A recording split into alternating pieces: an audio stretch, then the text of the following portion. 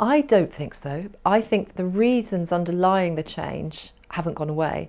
So if you look back to the immediate post-war period, post-Second World War period, an enormous proportion of the electorate had a very strong emotional attachment to a political party. People said, I'm a Labour person, I'm a Conservative voter, and I could never vote for the other party, I could never vote another way. And those were family loyalties, and they were very entrenched in the social structure. You know, people lived and worked in areas where, if on the Labour side, you might belong to if you're a man, you might belong to a union, you might belong to a working men's club. If you went to the shop, it might be the co-op, which is also associated with the unions. You know, your whole life might actually be, in some way or another, there's an element, a political element and a support for Labour attached to it. Equally among the Conservative Party, they used to have a lot of young Conservative dances. That might be how you go and meet your partner. Politics was much more entrenched in people's lives, and over time that's separated. We've become more atomised generally. We belong to fewer groups, and we're less loyal. We don't have this sort of long-term. We might negatively think I'd never vote for that party, but there are fewer of us who really passionately support a party the way some people support football clubs. And that means that I think, yes, people voted for the two main parties last time, but that's because of a coincidence of events to do with Brexit, and they could equally fall away and vote for other parties another time, in my view.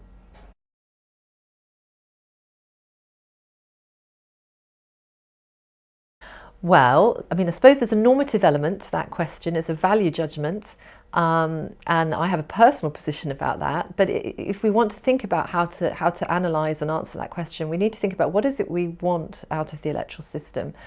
Do we want an electoral system that perhaps produces strong and stable governments? So I'm sure lots of you remember, people listening to this, watching this, remember the term strong and stable in the last election in 2017. Well, the argument was if you want a government that can get things done, then you need a government who can manage without having to work in coalition with others.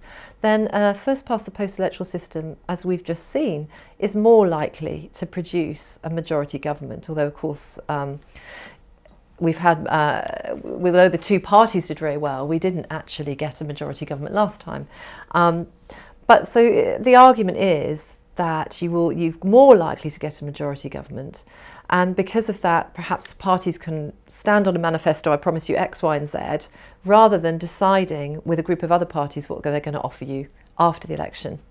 The problem with that is that a lot of people, personally I live in a safe seat of a party that I don't support. My vote might be called a wasted vote because I'm never going to see a representative returned who I voted for. And so there are a lot of votes out there that don't count in a way under a first past the post electoral system. And so it's by design disproportionate. People's votes are ignored. So it depends what you think is more important. And in the UK, the balance has usually come down on this idea of stable government.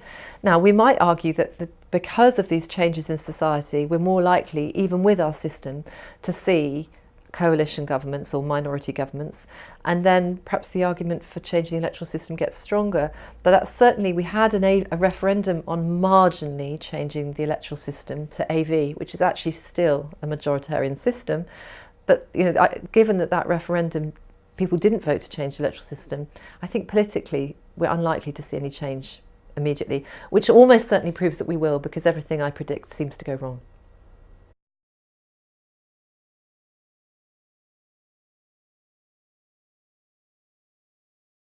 It's fascinating, isn't it? I think certainly we had a long period of consensus after the Second World War between 1945 and 1970. Most of the the socialist platform that the Labour Party of 1945 was elected on was then adopted by the Conservatives and continued, under Churchill. So there was a very long period where there wasn't much debate around the key economic issues, and then we get Margaret Thatcher punctuating that and shifting the Conservative Party to the right. The Labour Party shifted to the left. We have a lot of clear blue water between the two main parties, and then we have the Labour Party coming in and moving much further to the right, and the gap between the two narrowing. So is it a return to the 70s, or is it just that politics tends to be more or less polarised at different points of time? Now, if you think back to the post-war period, during the war we'd had a coalition government, the parties had worked together. We also had a situation where people coming back from the war, after the war, wanted change, and the Conservative Party had to adapt to that. In the 1970s, the economy was in a terrible, terrible state. It was harder for the consensus to be sustained. I think this seems to me to be something potentially cyclical, rather than that we are reverting to the 70s. The fact that Jeremy Corbyn is a politician from the 70s is perhaps not a coincidence, in that if the left was going to gain ascendancy in the Labour Party, it had to do it. They had to find people within Parliament to do that. And there were only a few candidates. But when we look at actually who's active within the Labour Party, yes, a lot of those 70s politicians are there, but they've been joined by a whole plethora of younger people.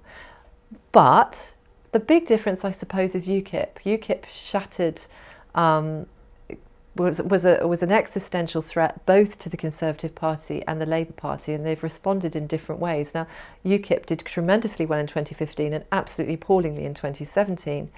And the issue of Europe and how to manage that is a massive problem for both parties. Now, we know that happened in the 70s to an extent. The referendum in the 70s was Wilson trying to manage his own party. So again, could it be a throwback to the 70s? Well, perhaps, except for we stayed in the EEC in the 70s, and now we're leaving.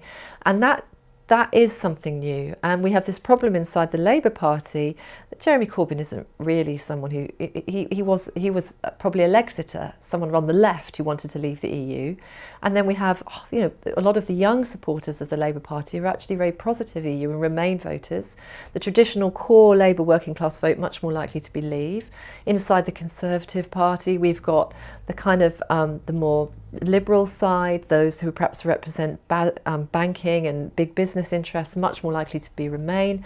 And then the harder right, who are much more anti-Europe, very, very anti-Europe. Both parties are fractured along these lines, and that's, I think, one of the reasons we're seeing this really difficult politics that doesn't mirror the 70s. So there are some parallels, but there's something else going on because we're leaving, and it's massive.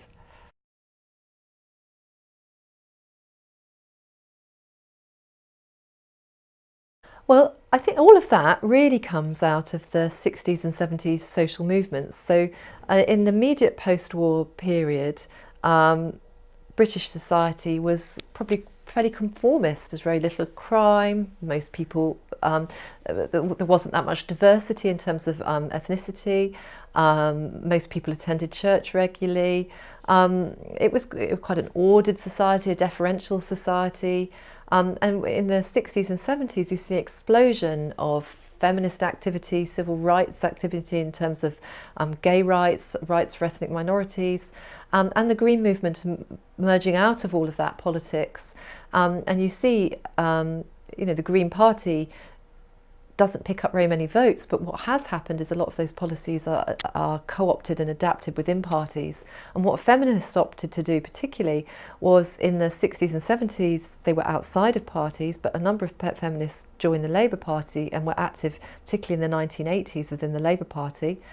And the Labour Party in the 1990s enacted a lot of feminist policies, and then David Cameron, when he took over in 2005, decided to compete with the Labour Party on those grounds and changed a lot of the policies. So we've ended up with a situation where on those values, on feminist values, I mean, David Cameron famously talked about hugging a husky. There's more consensus than there was in the past on those. And the economic debate has really opened up, Europe's opened up, but in terms of should we worry about the environment, should women have equal rights, there's a lot of consensus, and largely because of that huge change in society in the 60s and 70s.